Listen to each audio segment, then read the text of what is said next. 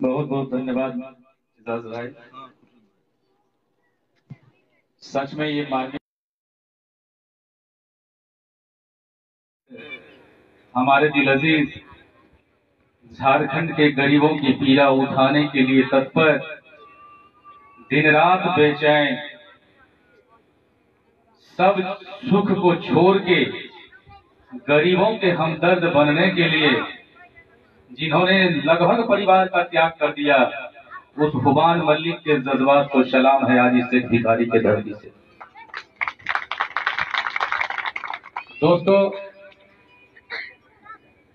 आपके बीच जितने भी लोग मौजूद हैं उसमें से मैं विशेषकर ध्यान आकृष्ट कराना चाहूंगा जो पांचा पंचायत के समिति सदस्य हैं, क्योंकि इनको पता है कि इनकी यूटिलिटी क्या है, इनकी उपयोगिता क्या है, ये कैसे गरीबों का मदद कर सकते हैं।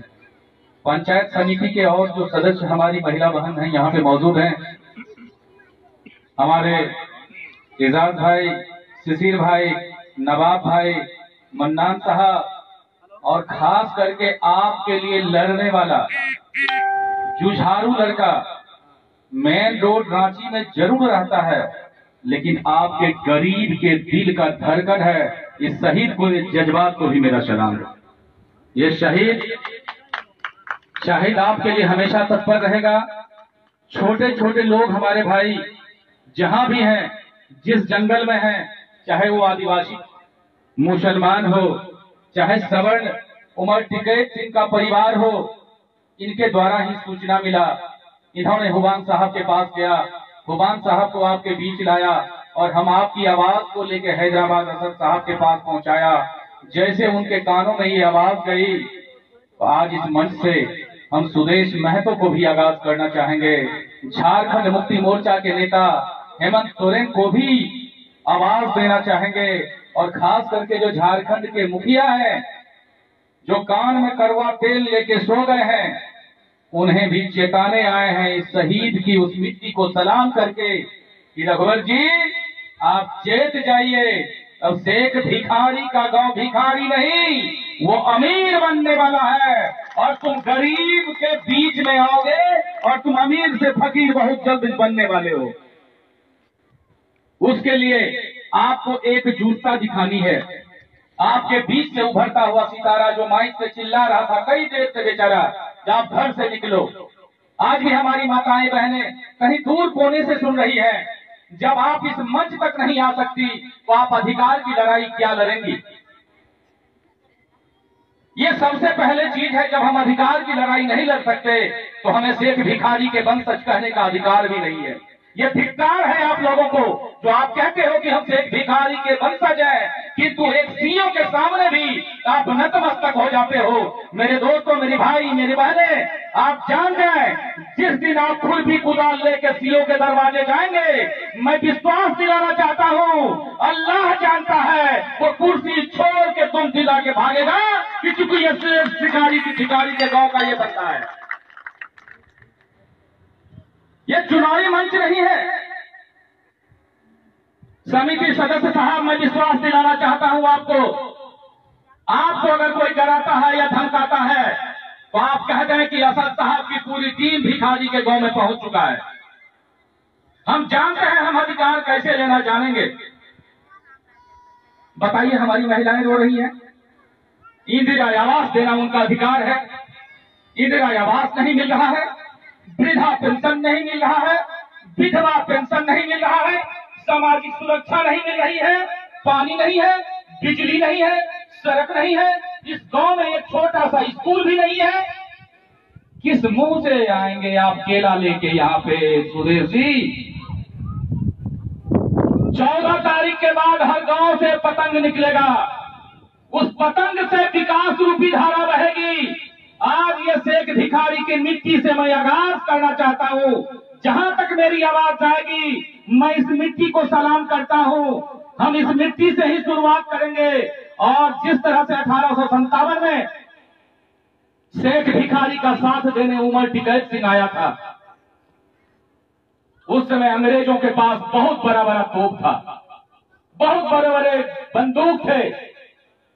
शेख भिखारी ने बीड़ा उठाया, जंगल से निकलता हुआ सिपाही अंग्रेज को चुनौती दिया, और उस चुनौती को याद आज हम कर रहे हैं जो देश को आजादी मिली।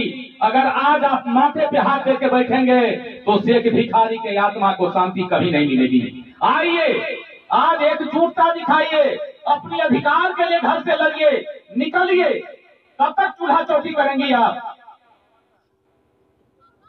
हमारी माताएं बहनें, आप पर यह बहुत बड़ा कंधे पे बोझ है। मर्द तो घर से निकल जाता है कमाने के लिए, उन्हें पता भी नहीं कब सीओ आए, कब बीडीओ आए, कब पंचायत समिति आए और कब मुखिया आए। शायद ही कोई पुरुष होगा जो घर में या गांव में मौजूद रहता होगा। वो तो बेचारा आपके बच्चे के परवरिश के लिए, आपके लिए घर से बाहर निकल जाता है जंगल में लकड़ी काटने। किसी ने कहा मैं राजमिस्त्री का काम करता हूँ, कोई कहता है मैं मुर्गी बेचता हूँ, अंडा बेचता हूँ, साइकिल चलाता हूँ, टेम्पू चलाता हूँ। आप माताएं उस समय आप सजगता दिखाइए, एकजुटता दिखाइए। अब मैं विश्वास दिलाना चाहता हूं, इस छोटे छोटे चीजों को लेके हम लोग आज से ही लग जाएंगे। आज इस बीच में मुखिया जी उपस्थित नहीं है, बड़ा खेद के साथ दिल को ये दर्द है, लेकिन हम चाहेंगे सदस्य जी जो मुखिया जी के साथ भी हम सभी बैठक करेंगे, और आप लोग एक लिस्ट तैयार कीजिए। बस्ती में कितने ऐसे लोग हैं जिनका फूस का घर है, कच्चा घर है। ऐसे लोगों को इंदिरा आवास देना, यह हुब्बान मलिक नहीं, चंदन सिंह का भी आवाज है, और आपको इंदिरा आवास मिलेगा। मैं इस मंच से आगाज करना चाहता हूं, यह बताना चाहता हूं, लेकिन उसके लिए आपको आगे आना होगा। हमें क्या पता है कि कितने गांव हैं, कौन ऐसे लोग हैं जिन्हें अभी तक इंदिरा आवास मिला नहीं। माँ आप जान लो, मुखिया का काम है ये लिस्ट बनाना। पहले आप जान लें कि ये मुखिया जी का काम है लिस्ट बनाना। आप अपने अधिकार को पहले समझिए। ये पंचायत समिति सदस्य बेचारा कितना लड़ेगा, किनको इंदिरा आवास मिलना चाहिए, ये मुखिया का काम है। मुखिया जी बैठेंगे, लिस्ट बनाएंगे, पंचायत समिति बैठेगी, सारे गांव के सदस्य रहेंगे, एक एक लोगों की लिस्ट बनेगी। इसका रिकमेंडेशन होके कर्मचारी जो आपके गांव में जमीन का रसीद काटने आता है, वो जानती है ना, कर्मचारी होता है, वो कर्मचारी का काम है उसमें ओके करना। ओके करके तब वो जाता है ऑफिस, अंचलाधिकारी जिसको हम लोग सीओ बोलते हैं। यही है कि हमें जानकारी नहीं है इन बातों की। हम सीओ को गाली देंगे, बीडीओ को गाली देंगे, वहां जब जाएंगे तो वो हमें फाइल दिखाएंगे, कहेंगे सर देखिए इस गांव का जो रिप्रेजेंटेशन करता है मुखिया, वही हमारे पास नहीं भेजा है, तो हमें किसे देंगे? वो किसको देगा इंदिरा आवास? आपके यहाँ से लिस्ट तो बन के जाना चाहिए, किसका घर है, किसका नहीं है। कौन ऐसी माताएं हैं जिनका वृद्धा पेंशन अभी तक नहीं मिला है, इसकी भी लिस्ट होनी चाहिए। और आप सदस्य की इसमें थोड़ा मदद करेंगे। इस गांव का जो भी लड़का पढ़ा लिखा है, वो थोड़ा आप अपने गांव के लिए जगिए। आप अपने गांव के लिए जब तक नहीं जगेंगे तो हम क्या आके आपको जगाएंगे। आप ऐसे लोगों को चिन्हित कीजिए, लिस्ट तैयार कीजिए, विधवा पेंशन के लिए, वृद्धा पेंशन के लिए, इंदिरा आवास के लिए। ये 3 चीज हम बोल के जा रहे हैं, और 15 दिन के बाद हमारी फिर टीम आएगी, सिर्फ हम लिस्ट आपसे लेंगे। जो कितना लिस्ट है, कितनी महिला विधवा है जिसका उम्र 50 साल से ज्यादा हो गया है, जिसका उम्र 60 साल से ज्यादा हो गया है, और जिसकी आयु 30 साल 35 साल है, वो विधवा हो गई है। तो ये कैटेगराइज जो है, ये जानना आपको जरूरी है, खास करके पढ़े लिखे युवा को। ऐसी महिलाएं जो कम उम्र में विधवा हो गई हैं, उनको हमें क्या मुहैया कराना है। और हम विश्वास दिलाना चाहते हैं इस मंच से कि सबसे पहले जो हमारी छोटी छोटी बहनें हैं, जो कम से कम सिलाई का काम सीख सकती हैं, ये तो बेसिक चीज हो सकता है ना। सिलाई करने के लिए हम महीना 2 महीना के अंदर आपके गांव को 5-10 मशीन मुहैया कराएंगे। इस मंच से हम आपको आश्वासन देना चाहते हैं। लेकिन ऐसी लड़कियों का, ऐसी महिलाओं का हमारे पास लिस्ट आना चाहिए। उसको 10-15 दिन का ट्रेनिंग देंगे, ताकि अपने गांव का छोटे छोटे जीविकोपार्जन के लिए मशीन से सिलाई करे, कढ़ाई करे, बुनाई करे।